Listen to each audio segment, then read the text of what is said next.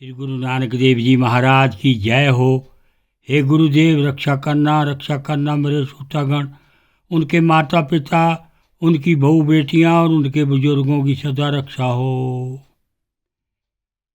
सबसे पहले मैं अपने गुरु महाराज की अरदास से पहले चंद शब्द आपके सम्मुख रखना चाहता हूँ। बोलना तो चाहता नहीं था, लेकिन मेरे अंदर से मन की आवाज़ आई। अब संस्कार तो होने चाहिए। अब हमारे हिंदू धर्मों में कुछ ऐसे संस्कार हो गए हैं, जब कहीं प्रसादा छिकाने की संगतों को बारी आती है तो संगतां बैठ जाती हैं, और जो प्रसादा जेड़े बांटने वाले हैं उनके पैरों में जूते उठते हैं लंबे लंबे। जैसे शिवरात्रि को मैंने देखा है, या और जन्माष्टमी को, तो उन जूतों के साथ उनको प्रसादे छिकाए जाते हैं, उनको बरताए जाते हैं। मेरे को ये अच्छा नहीं लगा। इसके उल्ट जो आपके सिख संगत है, साथ संगत है, गुरुओं की लंगर जब छिकाया जाता है तो सिख भाई जितने भी होते हैं, बहू बेटियां या सिख जो भी प्रसादा छिकाती हैं संगतों को, नंगे पैर होती हैं। कितना अदब है गुरु महाराज का, और हमारा कितना अदब है भगवान शिव का और भगवान नारायण का।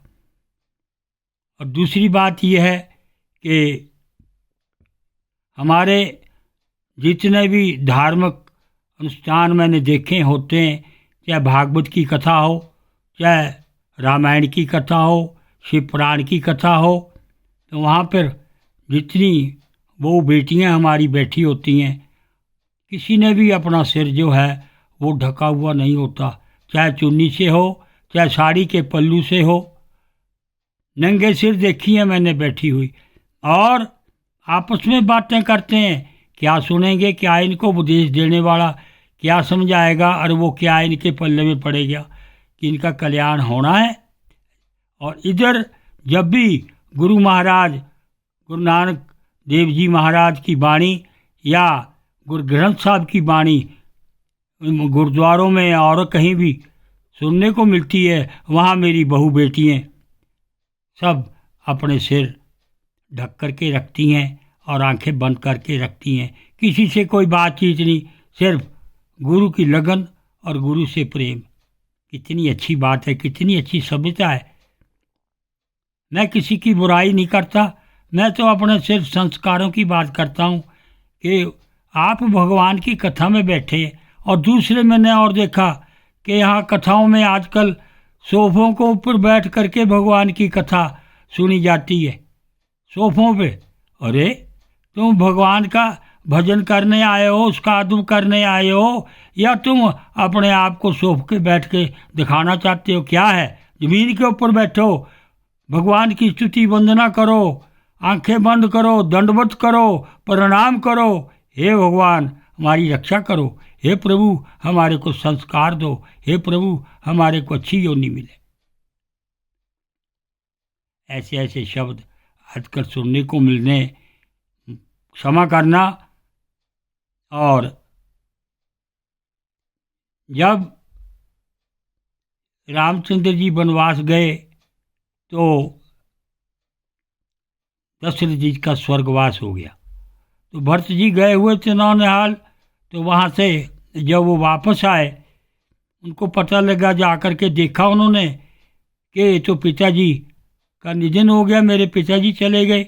बहुत रोए, बहुत विलाप किया उन्होंने जा कर के कि पिताजी हमारे को छोड़ के आप कैसे चले गए।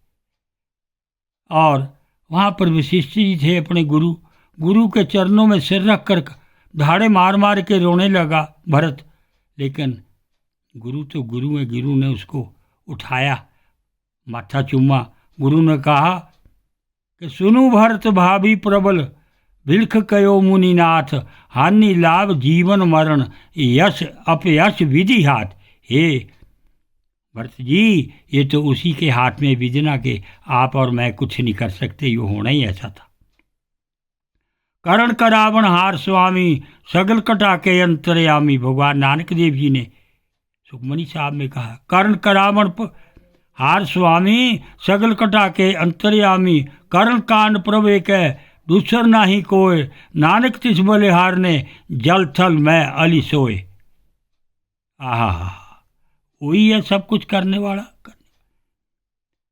गीता में लिखा हुआ है कि परित्राणाय साधूनां विनाशाय दुष्कर्ताम धर्म संस्थापनार्थाय स्वामी युगे युगे।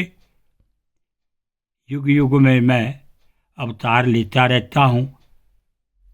धरती के ऊपर पाप कर्म जब बढ़ जाते हैं तब मैं अवतार लेता हूँ, साधु संतों की रक्षा के लिए, धर्म की रक्षा के लिए और दुष्टों के नाश के लिए मैं युग युग में अवतार लेता हूँ। ये गीता में लिखा हुआ है। और मैं गीता की वीडियो, मैं भागवत की वीडियो, रामायण की वीडियो बना करके लोगों को भेजता हूँ। कुछ लोग समझते हैं, कुछ लोग पढ़ते हैं, कुछ लोग समझते नहीं हैं। तो चलो भगवान उनका भी कल्याण करे। मैं तो ये कहता हूँ कि अपना फ़र्ज पूरा करो। मेरे को कोई लालच नहीं, मेरे को कोई पैसा नहीं मिलता, लेकिन जो भगवान की वाणी है, मैं जितनी भी भगवान का इसका प्रचार कर सकूं उतना कम है। तो इसमें श्रीमद् भागवत में लिखा हुआ है, सा सर्दानस्य विवर धर्माना विरक्तिमान यत्र करोति पुषा हरे पदानुसम्रति निवृत्तस्य समस्त दुखतया माशुधते। भगवत कथा की रुचि श्रद्धालु पुरुष के हृदय में जब बढ़ने लगती है तब अन्य विषयों से उसे विरक्त कर देती है।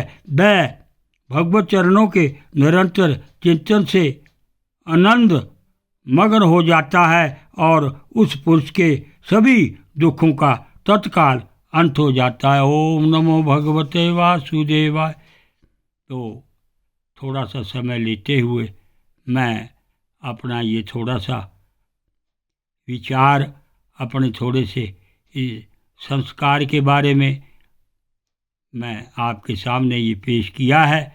किसी को अच्छा लगे बुरा लगे, लेकिन जो सभ्य है, जो संस्कृति है, जो अदब है, जो सत्कार है गुरुओं के प्रति, भगवान के प्रति, वो होना चाहिए।